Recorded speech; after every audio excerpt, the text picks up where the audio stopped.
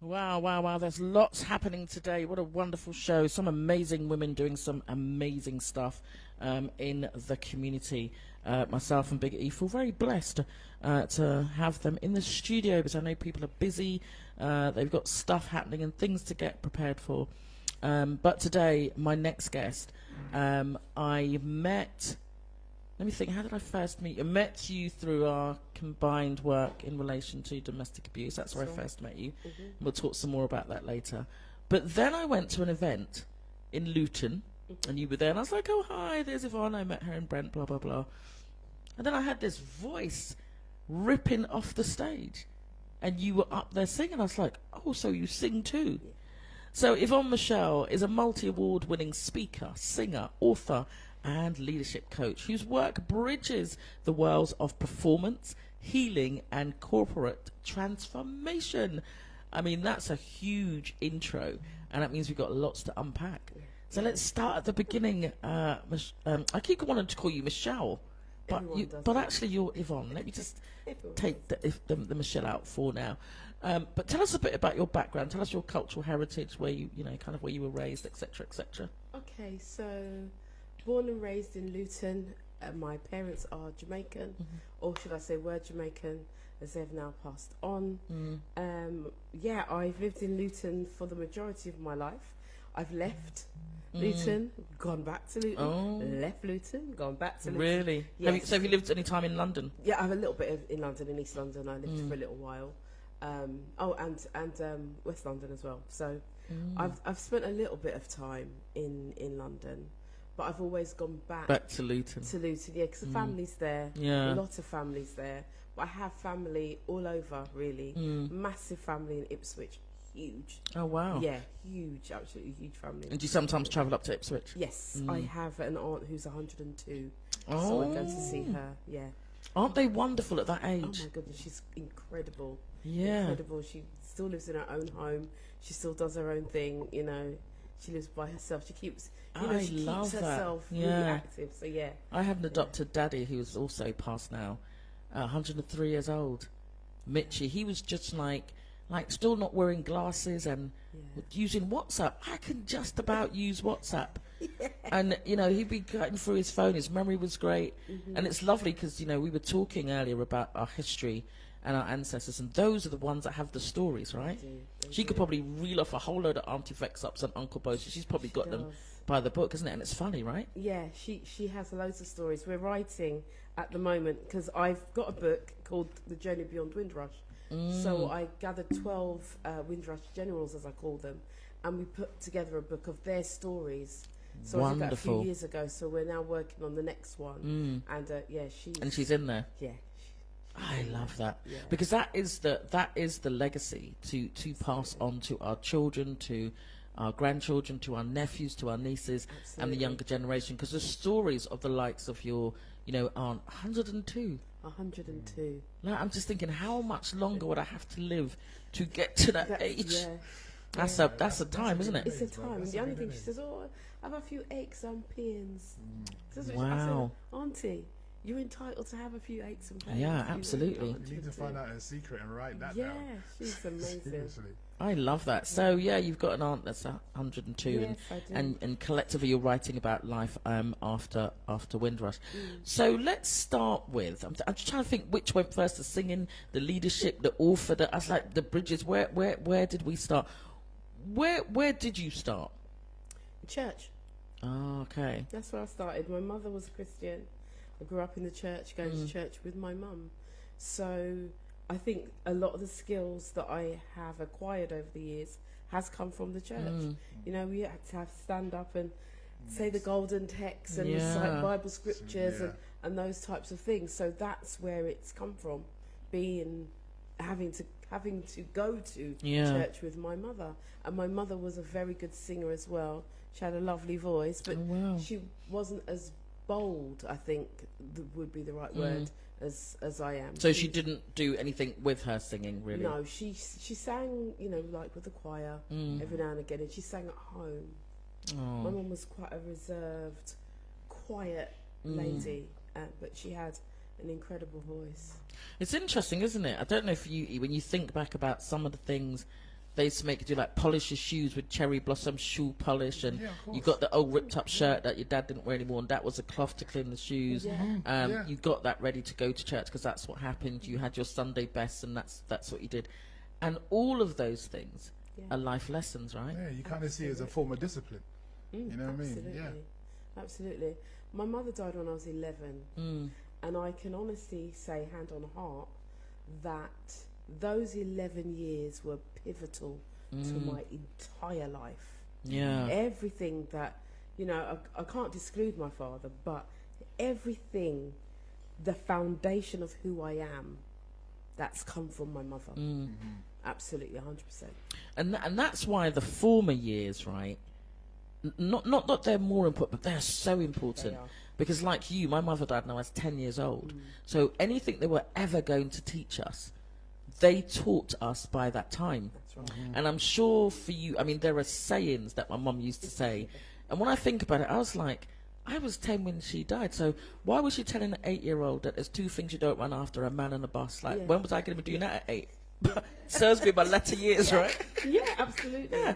That's like, oh, she was right. And then sometimes they come along in twos. Yeah. So it's great that you're able to sit here and just kind of work out who you are as a result of the input that your mum gave you into those 11 years, and how you're now able to do this wonderful work based on, I mean, some of it is innate because your mum could sing, you could sing. Yeah. But what it sounds like for me is that you have taken on the audacity that your mum didn't have in her reserved personality to use her voice in the way that you are using your voice now. Yeah, absolutely. Because your gift is definitely your voice, because you're speaking and you're singing and you're leading and all of that kind of stuff. And I know that you've authored, but you're like, you know, a leadership coach. Yeah. You know, I said earlier, to lead is to serve. At least I think, did I say that earlier? Yeah, you did. Yes, I did. To lead is to serve. You did. Could I have had that in my own conversation? I was thinking. To lead is to serve is a really important thing. You're also talking about acknowledging the Windrush generation. And it's really interesting how you return to Luton. You go out and you come back. Because I've never left Brent in terms of living. I've only ever lived in Brent. Okay. And I often think, what is that about? Have you always lived in Brent, or have you moved out? Well, more or less, yeah. I moved out, lived in Westminster for a bit, and then but still come back to Brent. You know what I mean? And it wasn't intentional. Yeah. You know, yeah, I often think about that. And I think maybe now, you know, you're on tour, and we'll get to that. And I guess you're branching out a bit more about being in different places and sharing the gift that you have. So it started in church. Yeah. Because we just went to church, and that's what you did. That's what we did. When did you start kind of doing it by yourself, doing the public speaking or whatever it was with your voice by yourself? I think the public speaking came later in life. I went, as I said, I grew up in church, and then I left church. And then, you know, I was out going to parties. As you do. Following the sound system, you know, and doing all of those lovely things and just working. But there was something in me that always wanted to sing. So I continued singing. I'd do a few competitions, but nothing too major. So you would sing publicly? You'd sing at home, but you would sing publicly? I would sing publicly, yeah. You know, you have little karaoke things that go on, little competitions, and I have done a few competitions back in the day. And then, you know, some things have happened in life that kind of stunt you. So there's been a lot of trauma in my life. Yeah. And there was one particular time that I lost my son, and I just stopped singing. I didn't sing a note for like 5 years. Just didn't sing around the house, no humming, no nothing. I just felt like I'd lost my voice. Wow. And my voice, the singing was always something, it was a go-to for those low times. There was always a place I could go to in my mind, even if it was to hum. You know, just to take me away from the thoughts that I may have had. And then that happened, and when I lost my son, I feel like I lost a part of myself. So that was a really, really dark time. I can see that, because I I guess it must feel like, what could I really hum, sing, or say to fill this gap? And as a mother to a mother, I can't think of a song, I can't think of a hum, I can't think of a so I get that. But what I love today, though, is the fact that you have really shared that story, that time, that moment, because I feel it in my core. I'm very much an empath. I feel that in my core. But I love that you're able to name it and say, I couldn't even sing a note. I couldn't even hum. Because I think for sure you would agree that music and singing is mood altering. Yes. It can take you from, don't you agree, E? Like, yeah, I've always had that battle with people who say, when the music hits you, it feels no pain. That's I don't believe in that. I believe because emotionally, music can either make you happy or tear you apart. You know what I mean? Because it always brings back memories. Yeah. Because because if you look at quick example, you look at soca music. When you hear soca music, everybody's jumping up and down. You hit a couple of Lovers Rock, you go back in a different mood. Yeah. So you think about it, music is mood alterating. You know, it changes the physiology. Yeah. It absolutely does. And you use it for different things, don't you? Yeah. You get in your car, if you're having a good day, you put something on. You don't know if it's a good day, it might be nothing. Or it might be a different kind of thing. If you're vexed, you put on a, like, Imani did Walk Like a Champion. That's Walk Like a Champion. Vexed like a champion. Yeah, you just go to that mode. It's true. Yeah. You're vexed. You're vexed. I'm vexed. So okay. So you did a few karaoke things, but no, couple. How did the competitions go? How were you received? I do really well. In the competitions, but relationships change you as well. And like I said, I've experienced trauma like most people. Some were different. Some relationships were different. Went into a relationship and felt that I couldn't sing because there was no. So I'd win these competitions and it'd be like, it was alright. It was like, okay, that kind of thing. So, and sometimes when you're young, because, or should I say, let me own this. When I was younger, there was a moment in my life where I wanted to have that validation from someone else. Yeah. And I had to learn that validation comes from within. Yeah. Absolutely. And so at that time on my journey, it was like, well, I won't sing then, I'll just, not realising that the gift in me is my voice. My voice is my superpower. Yeah, absolutely. It's my superpower. And so sometimes, you can get into relationships and it's spoken over you. It's a lie that's spoken over you that you believe, that I believed. And I believed that for a long time. And so, I've got to a place in my life that I'm no longer caught in a lie. Yeah. Do you see what I'm saying? Yeah. I do. So this has been from my mother dying till now, the lies that have been spoken that have pulled me back. Yeah. That now, living the life that I live now and being the woman that I am now, I'm no longer having it. A shame. The guest before said she vexed. She was vexed. Yeah. I got to a place in my life where I said no more and started to see exactly what the gift is. Because that is so powerful. Because if you're a singer, an author, an actress, a performer, you've now unpacked all of that and where that is. And that brings me back to the quote, deal with yourself as an individual worthy of respect and make everyone else deal with you the same way. That's right. Because that's a challenge, isn't it, sometimes? Sometimes we think, I'm sure I'm worthy, but why does this person say that about me? Or why am I in this relationship where I don't even recognize myself now, or I don't feel validated? I'm controlled and I didn't even realize I was being controlled, but I actually want to be free and free that what is inside me. That is my gift. That is, like you said, your superpower. That is your S on your chest. And I love that on your chest today you're wearing caught you in a lie. Yes, it's on your chest. It is. Because I was caught in a lie for so long. But the truth sets you free. And so I'm walking in freedom now. And it's not an easy road to walk. Do you think that you recognised that you were caught in this lie for a while before you actually said, okay, no more of this lie? Yeah, absolutely. Because you see, what happens is you see your worth, then something else happens and you doubt the worth, but then you fight with yourself to reclaim the worth, so then you take it back on again, and then something happens, and it's a cycle that I went through.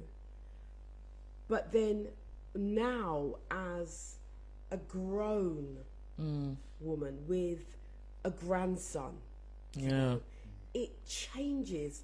Being a grandparent, I was gonna say grandmother. My grandson doesn't call me grandma; he calls me Mimi. I'm a nana, and it's so a that's okay. big joke, you know. Yeah. He'll say grandma sometimes, and I'll look at him and he start laughing. It's a bit of a joke with us.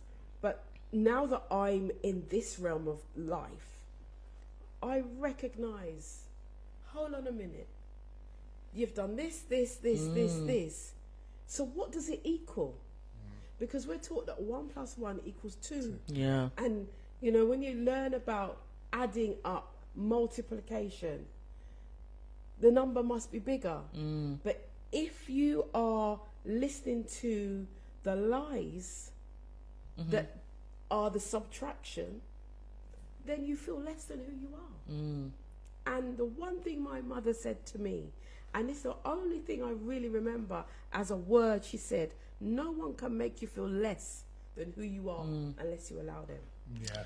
Yeah, it's part, you know, really, truly. But when you become, I don't know if there's anything, because my dad always used to say, never you want somebody more than they want you. Because we can want this person to want us, but we need to want ourselves. You got to love, you got to love yourself before you love anybody else. That's right. You know what I mean? You got to love yourself. But who really does that? Yeah, we don't. It's a journey. No, it's something that we have to learn as human beings. That's right. Because as human beings, we want to be wanted. Yes. You know what I mean? And that's where the problem lies. Yeah, I want you to want me. You know what I mean? But at the end of the day, you got to want yourself first. Right. And there is some power in kind of recognizing your innate power. It's going back, and because you know, you have to go back, like you said, and say, hold on a minute. My checklist is that I am this person, I'm that person, I've done this, I've created that, I have a good voice, I can speak eloquently, or not if I don't want to. I am somebody's child, grandmother, I'm all of these things. And I'm enough. Today I am enough. For me, I'm enough, like too enough sometimes I say, but you got to say I am enough and be okay. And I'm also okay with my too enoughness, right? Nofisha. But I'm saying that the fact that you've been through this journey, what do you think it was that helped you to break that cycle of being caught in that lie? What helped you out? What got you out? What was a light bulb moment? Yeah. Okay, so I'm going to tell you, but I'm not going to tell you because it's part of the play. Okay, yeah, okay, right? fair No enough. spoilers, no Yeah. spoilers. Right. So in 2015, 2012, I had a light bulb moment, and I started to work with women who were survivors of domestic abuse, sexual abuse, other harmful practices, and I was working within a church environment as well, and trying to bring in awareness that this was happening within the church rooms. And one day I was just talking to myself as I thought, and I'd just spoken to a lady, given her information as to how to get out of the situation she was in. And I sat with myself, and myself said to me, you're helping all of these people. When are you going to help yourself? Yeah. Yeah. I sat there and I was like, wow, okay, what does that mean to you, Yvonne Michèle? What does it mean? And so I then looked in my life, because I was a secret. I had a big secret of something that had happened to me. And I kept it secret. And in 2012, I had a conversation with an organisation, and they said to me, it's not too late. You can take this further. Yeah. And so I made a very radical decision to take it further. Yeah. And I ended up in a court case in 2015, taking the perpetrator to court. Well done. I love how you told that story without telling that story. That was really, really classy. And I get it, because sometimes we see ourselves in our clients, right? whatever work you're doing, whether it's, you know, a keep fit thing and you're telling people to walk and you know you ain't walked for weeks, and your belly, you got it hidden under that loose top and they don't know, but you should be doing sit-ups and you're not. But you can sometimes find yourself in your client, and maybe sometimes their paths cross yours so that you can make the change that you need to make. And that happened to me. I was suffering from driving anxiety. In fact, I'm only just coming off the end of it now. And I had this client, and she was suffering with driving anxiety, and I managed to give her therapy and speak to her. One day she's like, I'm back in my car. 4 years on, I'm just about to get in a car.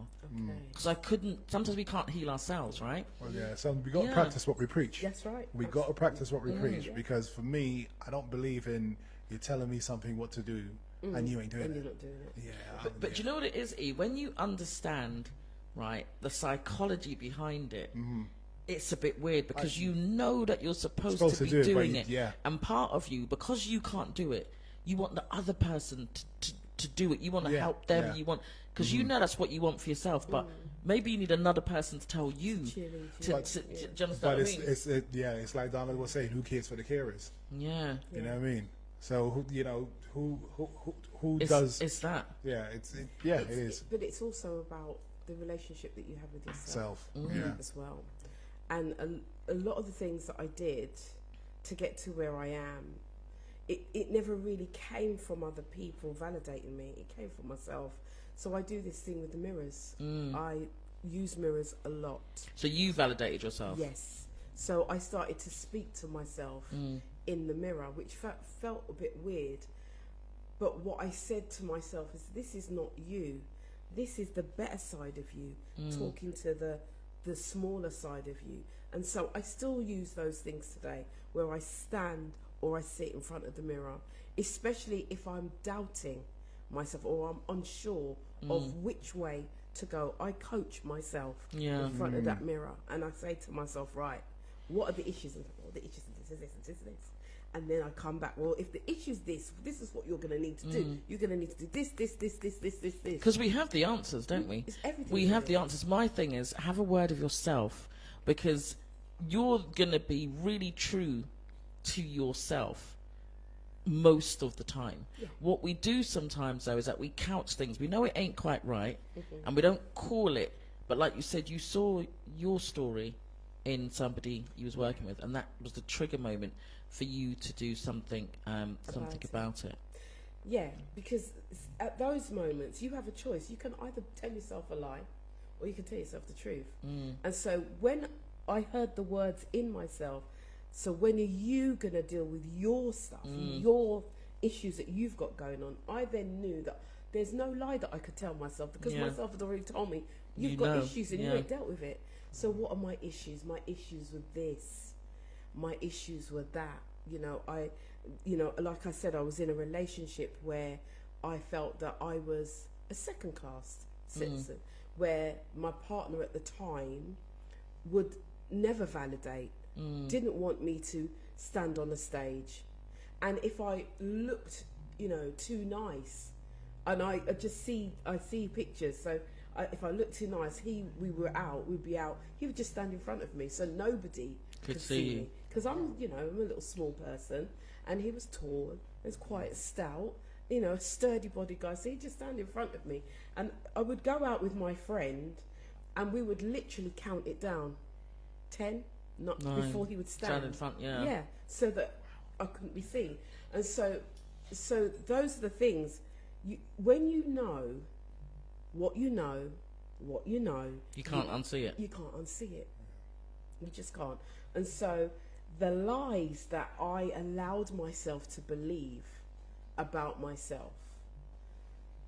So, where I bring myself to today and what I'm doing today is for me, it's ironic. I'm like, okay, so I talk about these things in the show. I talk about the lies that that's why it's I can't wait to see your show. I cannot wait. And I think one of the things, I love theatre anyway, but I love what I understand to be the kind of blend, the mix of it not being just a linear thing, that there's going to be all different bits coming from all different aspects. So I'm really excited about that. But I'm going to hold a little bit on that because we're going to let that be the humdinger, right? Okay. But I do want to talk about stage, and you've graced the stage with Idris Elba, Yep. Freddie Flintoff, Yep. and Jamie Redknapp. Now, I get the Idris all day, but were you playing cricket? Were you playing football? What were you doing with the other two? What's that story? No.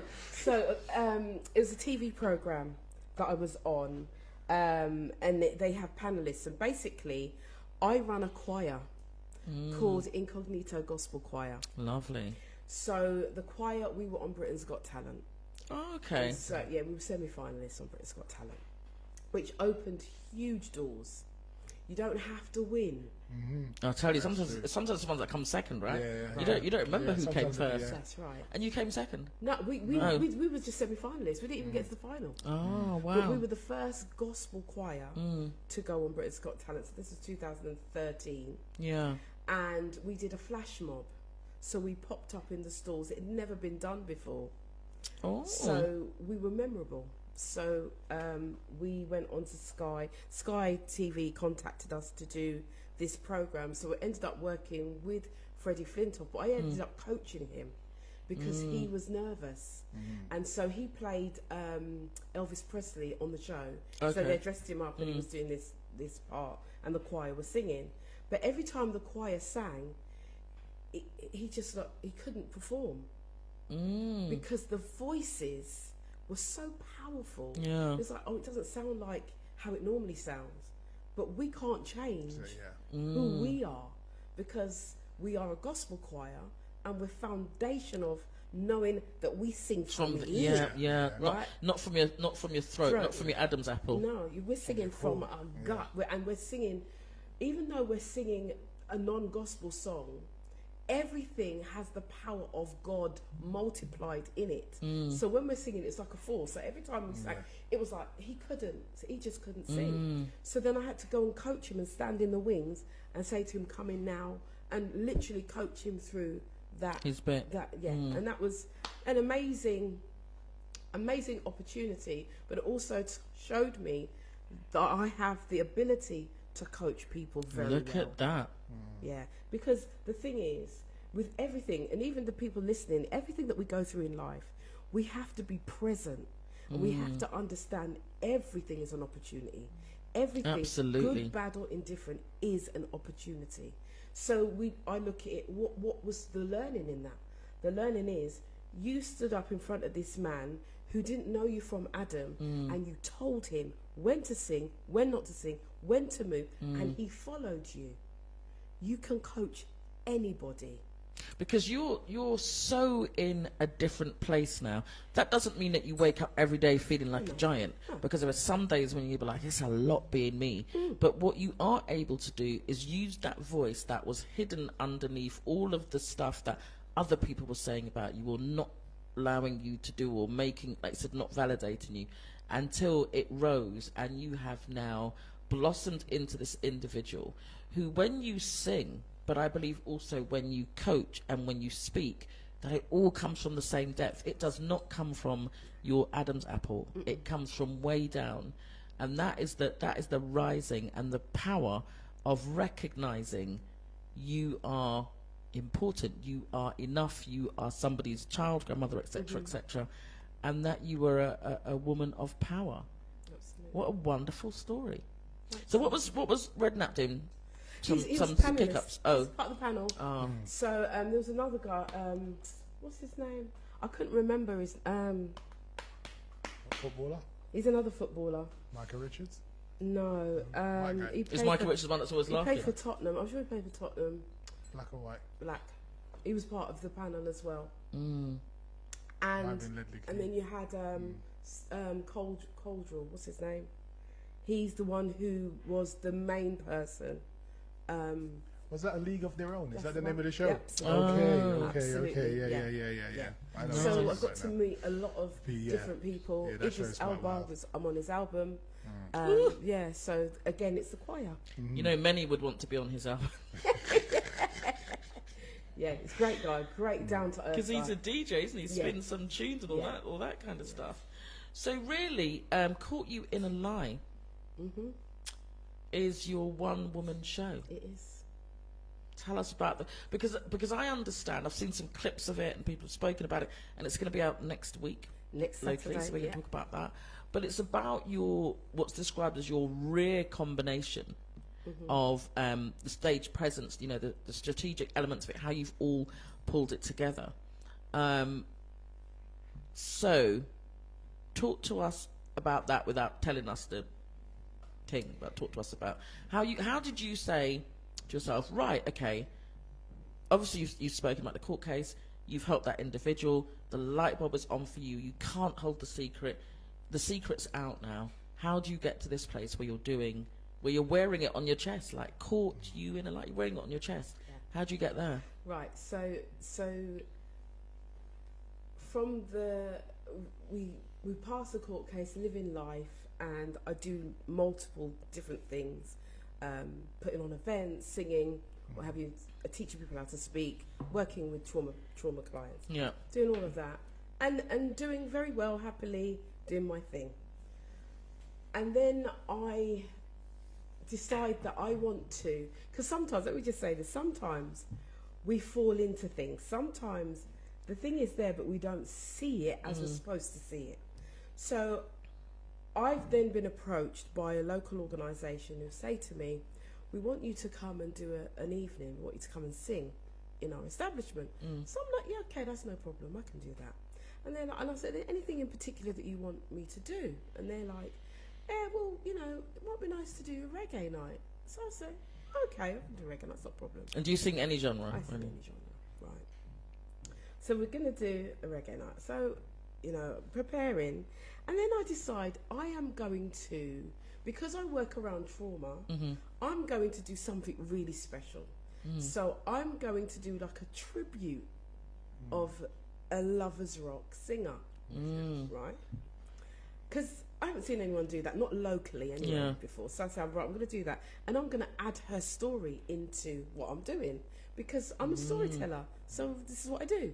So I started to put this thing together, and then it started to grow. And then I thought, oh, if I did this and I did that, then I could actually do a production of this. So when I put it together and then I started to ask questions, I then had to start looking at copyrights and all these different things. And the story wasn't mine to tell. And I wanted to just embellish it a little bit more. And then I had a conversation. I was at a coffee morning, and another professional was just talking, and I mentioned about the idea that I had. And she said to me, don't you have a book of your own? And I said, yeah. She said, well, why are you doing someone else's story and not your own? Wow. Okay. And from there, I sat with it for maybe 10, 15 minutes, and I thought, why am I not doing my own? And there you have Caught You in a Lie, born. I then wrote the script within 15 minutes. Wow. Because actually, you know that term, we can fall into things. E and I know that we are not really in control of any of our guests that come on the show. People say to us, oh, how do you guys find your guests? We don't. The guests find us, right? They come into the studio, and I used the term early that magic happened, but it's not magic unless there's a different way of describing something beautiful that you don't even know how it happened yourself. And that's when you're saying you fell into. It was aligned with your spirit, and you met all of the right, because that woman just said to you, do you want to come and sing? How does someone go from, oh, I'll come and sing a couple of tracks, to telling their whole life story, in fact, someone else's life story, having a book, and that was set for you to happen. You didn't fall into that. Yeah. How gifted and how wonderful is that? Can you read a bit of an excerpt from one of your books? Because you've got a number of books, haven't you? I didn't realise you had that many books. Author. Yeah. Kind of more on top of plenty. I mean, how many books have you got? There are 5 here, I think. 1, 2, 3, 4, 5. There are 5 books here. And I do have another one that I'm part of, an anthology book. Okay. Yeah, and that was the first one. Do you know, what was that one? Oh, actually, there's 2. There's another one. One was called Woman Talk, and the other one was called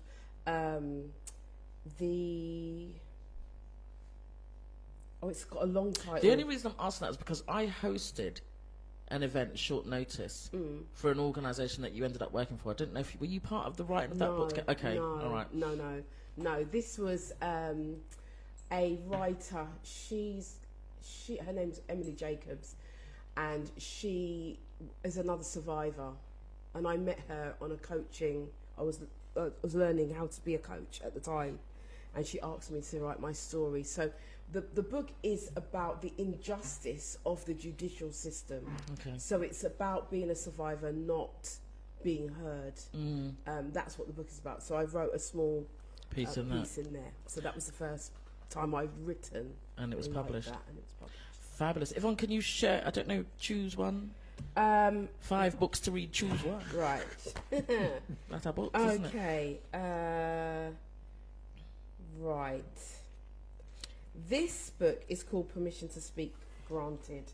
Nice. And it's the play Caught You in a Lie is based off of this book. Ooh. Yeah. So this is a book that you have authored. This is your book. This is my book. I'm just going to take a little. Okay. It says here. That's where I opened it. I am a black woman. You would think that in the 21st century, that a jury would look somewhat different and would have reflected a more diverse section of people. The age range also looked alike. They all looked like they were in their early 40s. All the men looked the same, with their big bellies. They looked like they were clones. The CPS who were representing me spent less than 5 minutes with me before the trial started. They didn't really explain anything to me. The police officer was also changed at the last moment. The female officer who had taken statements who had led the case from the beginning had since moved to another area and was replaced with a male officer. No one had the decency to make me aware of these important changes. I found out on the morning of the trial, and that wasn't helpful either.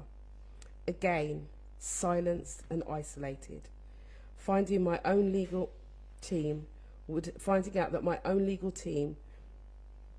have been more of a benefit to give me more control and more understanding in the case. But the CPS were not interested in briefing me. They hardly spoke to me. They asked me my name just to verify who I was. I'm going to leave it there because... Yeah, that's great. Just to say that CPS, Crime Prosecution Service, just for those people that don't know. What's interesting about that is that took me right back to the days of accompanying women that I was advocating for to court cases. And so you would have experienced that firsthand as a professional and then for yourself, right? Yeah. What a double whammy. Yeah. And it's hard. It was really... because I was emotional. So emotional and so intertwined in all of the emotions. So to advocate for myself was difficult. You know, it was really difficult, and it was a really lonely space to be in. Because you know how the institution works. So, listen, I could sit here and talk to you for 2 days, but I can't because the show's got to finish soon, and plus I got an event to do, and plus you probably want to get home and get yourself relaxed, and because your play Caught You in a Lie is coming up next week. Tell us about that, how people can get tickets, and then we're going to play your song, and we're going to say bye-bye. I'm coming to see you next week. I'm coming to the show, girl. Thank you. Yes, do come. The show is at the Larry Constantine Centre, and that's in Wilsden. That's right. Yes, the doors open at 7. Show is 7:30. We have a live band that accompany me. It's a very powerful story. So I would say the tickets are nearly sold out, by the way. Okay. So I think we've maybe got 4 left. Okay. So we've done really well in London in a space that I don't really know the area, to be fair. So, but come with your tissues, come ready to laugh and come ready to dance, because it's a whole experience. Well, I better get my ticket before I come out the studio, because I don't want to hear that I can't get in. Where do you get Can you tickets? imagine? Tickets are on my website, which is www.Yvonne, YvonneMichele, Michele.com. That is Michelle with one L. Right. Yeah. And is it a hyphen over the first E? No, you don't need to put a it's just Okay. Yeah, because with websites they don't allow you to put hyphens in anyway. So it's just straight YvonneMichele.com. So guys, there are 2 tickets left now, because I think E and I bought 2 if there was 4, so whichever 2 of you is going to get the tickets. In fact, E, we better log into the site now. So you're not allowed to pay on. There's no paying on the door. I don't think there will be paying on the door. It's No. ticket. It says just face it. Yeah. Okay, so ticket event. Yeah. Okay. Right, I'll secure 2 of Might have to those. print some more. So, Thinking. yes, you might do. But we'll have that conversation. But listen, Yvonne Michele with one L, you have been like a double barrel of wonderfulness. Thank you so much for sharing your story. Stories, you've got your 5 books there. She's got her own library. But you've shared some very deep personal stuff in a very wonderful way. You know, condolences for losing your son, and thank you for sharing the the exciting moments you must have with your aunt of 102 years old, and for sharing the loss of your mother at such a young age, which I can totally relate to. And there you go, you see your guests sometimes mirror, your clients sometimes mirror. We haven't got time to talk about 16 days of activism, but guys, look that up, because that is all about non-violence, and that's coming up soon. But you know, the two of you that's going to get the last 2 tickets for Caught You in a Lie, I will see you down there. But I've had a wonderful show today. Any final words from you before? Yeah, once again, it's a great show, and it shows that the thing about it is you live to tell the tale, and that's the main thing with everyone here. You know what I mean? You've gone through the wars, but you've lived to tell the tale, and that's where the respect is right there. And that's a superhero in you. True. I don't think there really is a need for me to ask you why you chose that song, but I don't know. You might have had some thoughts about that you might want to share. I think it's self-explanatory, but is there anything you want to add to that? I mean, Louisa Marks, legend. Absolutely, and I have got her to thank for this journey, because I was going to do a tribute to her, so that's how it all came about. And talking about her life and what she achieved and how wonderful a singer she is, and you could still do that tribute, separately. Yeah. Because loads of people do tributes. Yeah. But before I give you any more work to do, I look forward to see. Just do it. It's done on March the 7th in Luton. Oh yeah. Oh, you done it already? I've got a date to do it again. Oh. So March the 7th. Don't forget to hook us up. We don't want the last 2 tickets, Michelle. Yvonne. Okay, listen, guys. It's your girl Blaze. I'm out. We're going to end with the amazing Louisa Marks, a song which will be familiar to all of you. Caught You in a Lie, just like this. Let's Talk Show with Blaze and Big E. Join us this Saturday.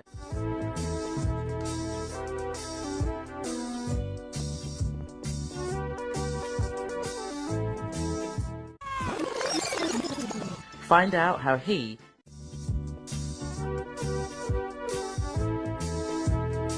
on the Chalk Hill Community Radio Station every Saturday PM.